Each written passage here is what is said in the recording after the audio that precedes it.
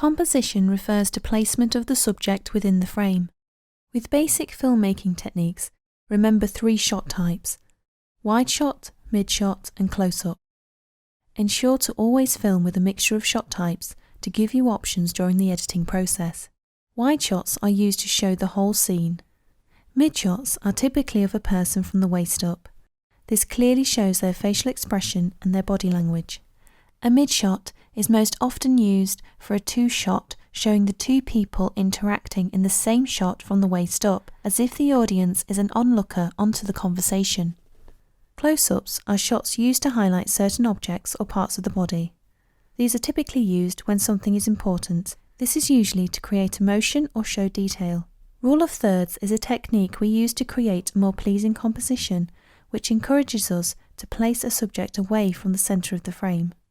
Rule of thirds uses a 3x3 grid that splits the screen into 9 parts, creating a series of intersections. The 4 points where the lines of the grid cross are the parts of the screen the eyes are drawn to most. There should always be something going on in at least 2 of those points. Your camera can apply a grid overlay to aid in using the rule of thirds effectively.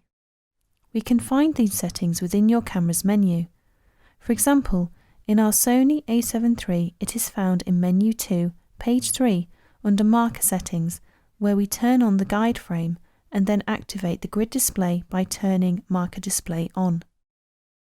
If a scene includes a person, such as an interview, it is best to have the subject's eyes on the top line of the grid on one of the intersections, keeping their eyes in line with the viewer's sight and leaving the subject some headroom at the top of the shot.